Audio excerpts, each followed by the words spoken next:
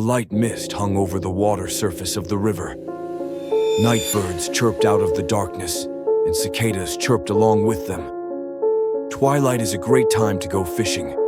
Few people go out to fish at this time of day, which was exactly what Simon used to do. At such moments, you can really relax and enjoy the atmosphere of nature. And most importantly, a good catch. Before launching the boat, Simon scanned the surface of the water. Fry were playing on the bottom, swimming timidly to the shore.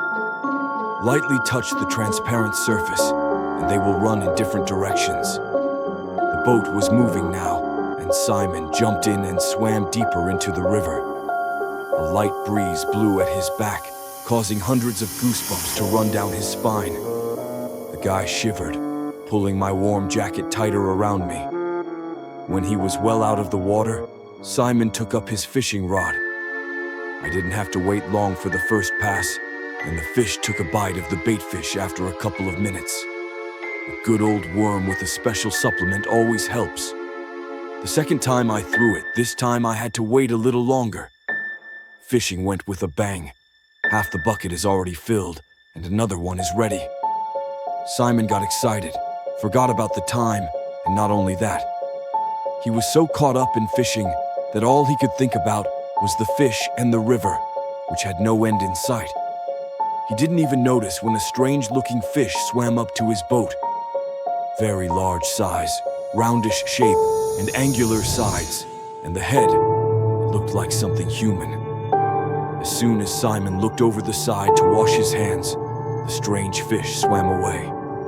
The guy noticed this, began to look into the water, but that fish is no longer visible.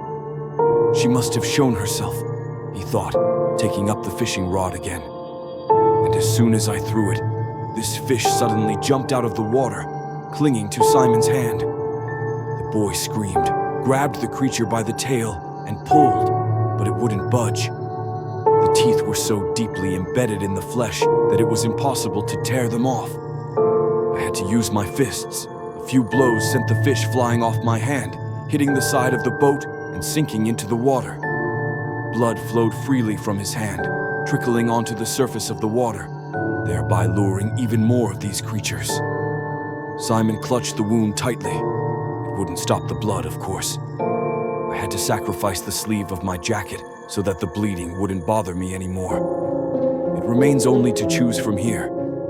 No sooner had he swum a couple of meters away than they attacked him again. This time, 3 fish bit through his flesh. All 3 monsters aimed at his forearms, forcing him to let go of the oars. My body convulsed, and the pain grew worse. Simon, unable to fight off the river creatures, began to beat against the sides of the boat. Those, though not immediately, but detached, taking with them pieces of flesh. Simon fell to the bottom of the boat, screaming loudly, but no one heard him. More creatures swam in. A whole flock, several dozen of these creatures gathered for the catch. They jumped out of the water, flying over the boat. The guy could only defend himself, slightly raising his bleeding hands. When one of these fish was on board, Simon quickly grabbed an oar, sat down, and with a few blows smashed its head. He struggled to his feet and swung the paddle to keep the monsters away, and more of them came. From a few dozen to a whole 100, it is now impossible to fight off such a horde. From such a battle, the oar broke. All was soon quiet as Simon grabbed the second oar. Water monsters stopped terrorizing the guy. Simon stood alert for a moment until the tension in his body eased. While there is still time, we must sail away. It was quite difficult to row on one oar. It was impossible to swim. My hands hurt terribly. It's still a long way to shore. The guy hoped that someone would hear him, but again the void is his listener pleading for help. Simon was so desperate that he clutched his head and began to cry. He would have to sit in the middle of the river until morning, hoping that someone would find him during the day. Suddenly, the water began to churn in front of the boat's bow. Simon noticed this.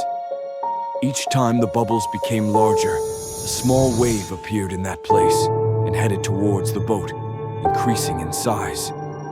This wave turned out to be very unusual. Those creatures approached their prey in a whole wall, raising a stream of water.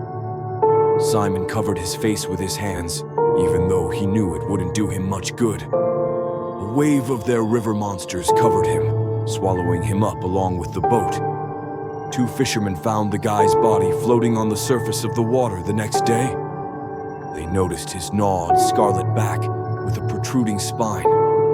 The fishermen threw down their fishing rods and ran to call someone. Meanwhile, several of the creatures were swimming closer to the shore.